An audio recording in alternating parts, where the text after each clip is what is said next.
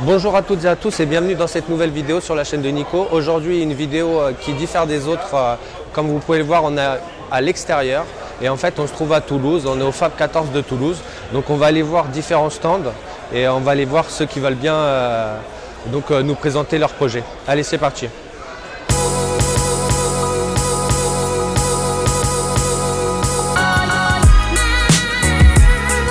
Sur le stand de Silicium, est-ce que tu peux nous présenter ce que vous faites? Absolument.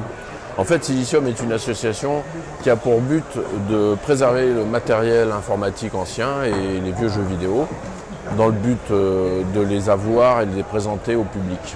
Donc les anciens ordinateurs malheureusement vieillissent vite, ils vieillissent trop et nous on s'efforce de les réparer, de les maintenir pour pouvoir dans les années futures présenter quelque chose de viable. D'accord. Sachant que ça paraît idiot, mais il y a longtemps, les gens les jetaient. On en a ramassé il y a 20 ans dans les poubelles, tout ça. Et donc toutes ces machines sont parties dans l'oubli. Et donc nous, on essaye de conserver ça, d'inventorier et de restaurer. Et accessoirement, on les fait revivre à travers des expérimentations comme celle-là, dérisoires mais ludiques. Voilà.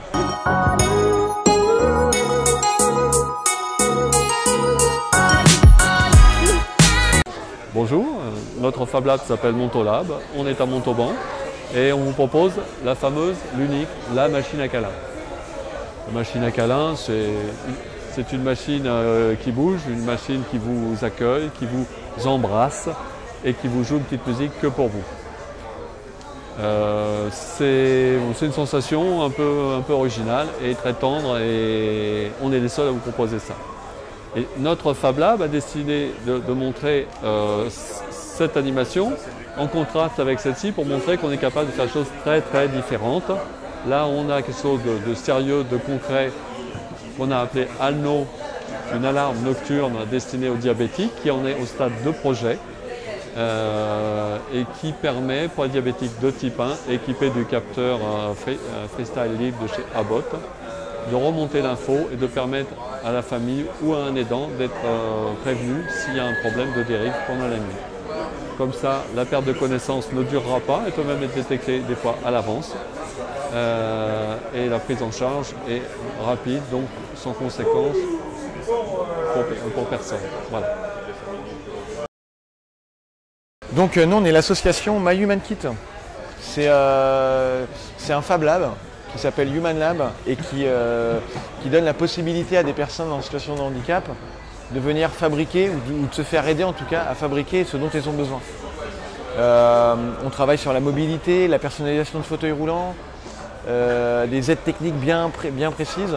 Ici il y a un tas d'exemples. Me concernant, ça va être tout ce qui est prothèse de main. Voilà.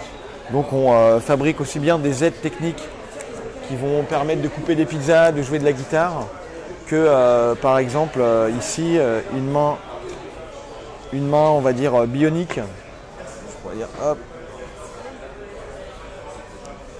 montrer si j'y arrive, voilà, hop hop, que des mains, donc on est vraiment dans une démarche technologie, Fab Lab et partage. On est beaucoup sur la solidarité, c'est-à-dire comment inventer ensemble des solutions et les partager ensuite pour que ce soit reproductible dans d'autres pays, notamment dans nos copains Fab Lab au Ouagadougou, au Sénégal ou en Inde. Et ça, c'est un exemple par exemple de prototype de prothèse bionique qui peut être fabriqué dans un Fab Lab pour environ 300 €, alors qu'une vraie prothèse normalisée, ça coûte 6 000 €. Voilà. Donc c'est pas encore aussi solide que ce qu'on trouve sur ce qui est proposé sur le marché, mais l'idée c'est que le collaboratif permet d'inventer, d'améliorer, d'économiser du temps, de l'argent sur la R&D, sur la recherche, et puis au final d'arriver à des solutions qui parfois sont mieux, ou en tout cas plus appropriées aux besoins réels de la personne. Plus personnalisé en fait, voilà. À chacun. Donc voilà, nous c'est ça notre. On est une association, donc la seule chose qu'on vend, on va dire, c'est notre savoir-faire ou notre temps. On n'est pas des fabricants ou des producteurs de prothèses. Par contre, ce qu'on souhaite, c'est ce qu'on appelle ça l'handicap empowerment, c'est-à-dire on fait de l'empowerment en utilisant le handicap. Et ce qu'on veut, c'est ce qu'on recherche vraiment, c'est que les personnes se motivent, voilà, retrouvent de la motivation parfois qu'elles n'ont pas, que ce soit des personnes handicapées ou pas, mais que le fait de travailler ensemble, ça donne envie aux personnes de faire des choses ensemble et que finalement, elles vont peut-être devenir artisans de leur propre vie, voilà, et construire un autre projet, que ce soit un projet d'entreprise ou retrouver du travail ou trouver une utilité dans la société. J'imagine que c'est ce qui se passe en fait. Bah ouais. Ouais. C'est cool. Parce que tout ça c'est lié en fait. Tout est lié, ouais. Et donc nous, on utilise les Fab Labs pour... on utilise le Fab Lab, on pense que c'est un bon moyen de réunir des gens, de travailler ensemble, de partager des choses. Et puis en plus, ça fait du bien. Parce qu'on aide, on s'entraide. C'est aussi bien la personne qui a un handicap qui va être contente qu'on l'aide, ou qui va se sentir utile avec son problème en fait, que la personne qui est peut-être ingénieur, super qualifié, qui va se dire mais en fait ça a du sens la technologie. Voilà. Donc c'est donner du sens aux choses, c'est vachement important. Un travail qui réunit une équipe artistique et une équipe scientifique qui est coordonnée par Passerelle Art Sciences Technologies, qui est implantée sur Albi Toulouse et en Occitanie, et qui réunit aussi donc deux laboratoires de l'INRA et l'IRIT aussi, qui travaille sur l'intelligence artificielle avec le laboratoire Vortex. Et le projet là, c'est une installation qui est en train de se construire, et ça c'est le premier dispositif de l'installation. Il y aura deux parties, une partie labo et une partie installation plus plastique. Et donc le sujet, c'est l'interaction, le sujet sur lequel travaille le laboratoire de l'INRA, c'est l'interaction entre les sons et les plantes.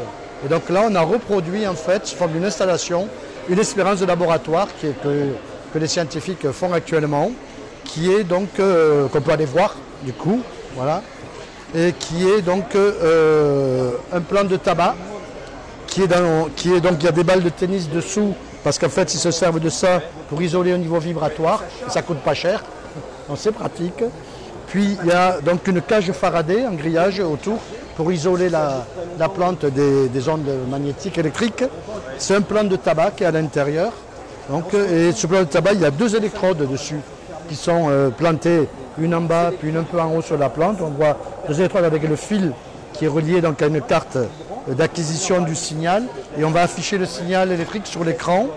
Et donc on a un micro là, et avec ce micro, si on souffle dans le micro, on va pouvoir enregistrer le son du vent dans différentes espèces d'arbres. Il y a en l'occurrence là, c'est de l'orge, des feuilles de roseau, des cannes de Provence. Si on souffle fort, il y a une densité qui apparaît, et l'énergie que vous donnez va déployer aussi l'énergie des ventilateurs. Donc on va recréer un contexte sonore et venteux à la plante. Donc je vais le faire comme ça et vous expliquer ce qui se passe après. Et si je le fais, en soufflant, il faut regarder l'écran qui va nous afficher la réaction de la plante en termes électriques en fait. Donc là je vais souffler.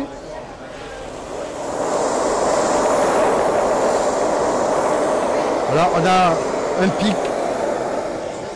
Voilà. Et donc ce pic, c'est l'activité électrique de la plante. Et donc en fait, ce qui se passe, c'est que la plante reçoit une pression mécanique, et autour des cellules c'est leur hypothèse scientifique, il y a un petit schéma là sur le panneau vert qui permet de comprendre, c'est que en recevant la pression mécanique, le liquide qui est autour de la cellule, enfin je crois que c'est de la cellulose, mais je ne suis pas sûr, va se déformer, et en se déformant, il crée des ions, et donc il crée un courant électrique. Très petit, hein, c'est très très faible évidemment, mais il crée un courant électrique. Donc c'est sa manière à elle de réagir. Et donc quand on souffle évidemment, ce courant électrique il varie, quoi, hein, et on crée la variation du courant électrique qu'on constate ici. Là, donc j'ai un pic électrique, parce que nous on n'envoie pas d'électricité, hein, donc c'est elle qui réagit. Alors qu'est-ce que ça veut dire, pourquoi, comment, est-ce qu'elle est capable de le mémoriser, de le transmettre? Si on met plusieurs électrodes en laboratoire, on voit les plusieurs pics, mais des fois ils arrivent décalés. Et donc ça voudrait dire que finalement, qu'elle transmet aux autres feuilles le signal électrique, quoi. Donc voilà. Donc du coup on en est là, ils en sont là en tout cas, essayer de comprendre le phénomène. Et du coup, voilà, dans cette salle là, avec cette installation, on voulait faire prendre conscience, quoi, des questions qui se pose, de comment on peut observer ça. Et le projet global, lui, il y aura une autre installation de labo qui va montrer une autre expérience où les racines d'une plante, si on diffuse un son d'eau avec un haut-parleur à gauche, les racines vont vers le son d'eau diffusé. Alors qu'il n'y a pas d'eau, c'est le son, quoi. Donc du coup, qu'est-ce que c'est qu'elle repère là-dedans? Est-ce que c'est une masse de fréquence, voilà, comment ça marche? Donc on va reproduire cette expérience. Ça fera 2 expériences de laboratoire. Et puis il y aura une installation plus plastique, plus poétique, plus imaginaire, qui va interroger toutes les questions qu'on se pose avec ça, nous artistes, voilà, avec les scientifiques, et on est en train d'y réfléchir. Et voilà. Et ça sera visible, ça va être créé pour la fête de la science à Albi au mois d'octobre. Ça sera présenté à l'hôtel Roche-Aigu d'Albi du 10 au 24 octobre.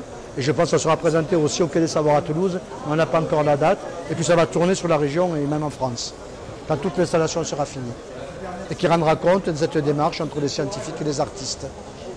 Voilà, c'est l'association Passerelle Art Sciences Technologie qui relie les artistes et les scientifiques pour interroger tout ça ensemble. Voilà, vous savez tout là. Merci beaucoup. Super.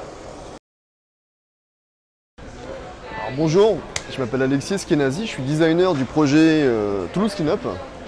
Alors Toulouse Clean Up, c'est un système pour venir capter la pollution fluviale depuis les rivières, pour empêcher la construction du 7e continent plastique. Peut-être que vous le savez, mais 80% de la pollution océanique provient des rivières. Et c'est pour ça qu'on vient s'installer ici. Alors l'idée, c'est de créer une barrière fluviale. Peut-être vous pouvez le voir ici en image.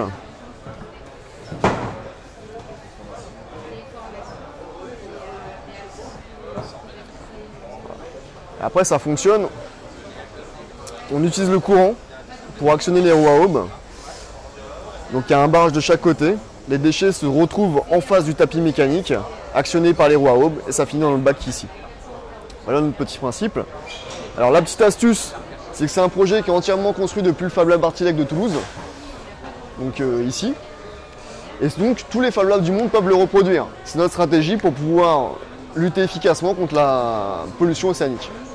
Et deuxième petite astuce, on utilise des bouteilles pour faire des flotteurs. Ce qui fait que c'est le premier système au monde pour capter les bouteilles flottantes, constitué lui-même de bouteilles flottantes. Voilà, n'hésitez pas à nous suivre si vous voulez me coordonner.